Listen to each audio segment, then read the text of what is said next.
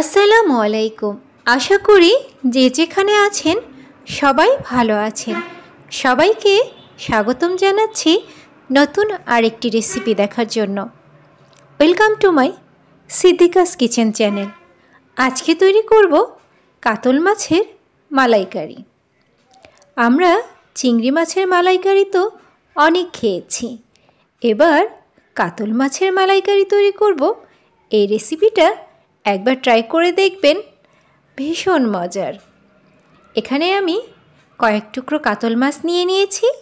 মাছগুলো সামান্য লবণ আর হলুদ দিয়ে মেখে নিয়ে তেলে ভেজে নেব। খুব কড়া করে ভাজবো না, হালকা করে ভেজে নিলেই হবে। দেখুন আমার মাছগুলো ভাজা হয়ে গেছে।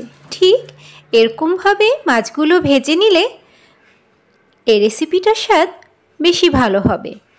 এখন আমি প্যানে সামান্য তেল দিয়ে এর মধ্যে দুটো এলাচ আর এক টুকরো দারচিনি আর কয়েকটা কাঁচা লঙ্কা ফোড়ন দিয়ে দিলাম। তারপরে কুচি করে রাখা পেঁয়াজগুলো তেলের মধ্যে দেওয়ার সময় হাত দিয়ে চেপে চেপে ছাড়িয়ে দিলে পেঁয়াজগুলো খুব দ্রুত ভাজা হয়ে যাবে।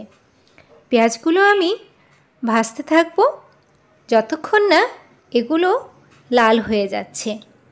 দেখুন পেঁয়াজগুলো আমার প্রায় ভাজা হয়ে গেছে। এখন এর মধ্যে আমি দিয়ে দিব 1 চা চামচ রসুন বাটা আর 1 চা চামচ আদা বাটা দিয়ে আর একটু ভেজে নেব।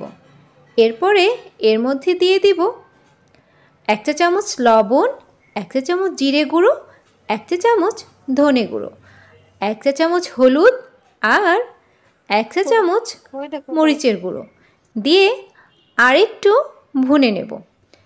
মশলাগুলো ভুনা হয়ে গেলে এর মধ্যে দিয়ে দিব মালাই অথবা দুধের ক্রিম। এখানে আমি দুধের সরটাই ইউজ করেছি। দুধের সর উঠিয়ে ফ্রিজে রেখে দিয়েছিলাম, সেটাই আমি এখন ব্যবহার করলাম।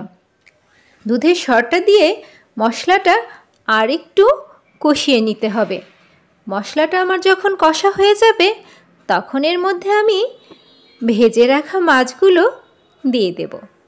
আমার ভিডিওটা যদি আপনাদের একটুও ভালো লেগে থাকে তাহলে একটা লাইক আর সাবস্ক্রাইব দিতে অবশ্যই ভুলবেন না। আর পাশে থাকা বেল আইকন বাটনটাতে একটা প্রেস করে যাবেন। মাছগুলো আমি দিয়ে দিলাম। এর উপরেই দিয়ে দিলাম 1 বাটি লিকুইড দুধ। এই লিকুইড দুধটা দেওয়াতে এই মালাইকারির স্বাদটা আরও বেড়ে যাবে। আর কিছুই দিতে হবে না। তৈরি হয়ে গেল আমার কাতল মাছের মালাইকারি।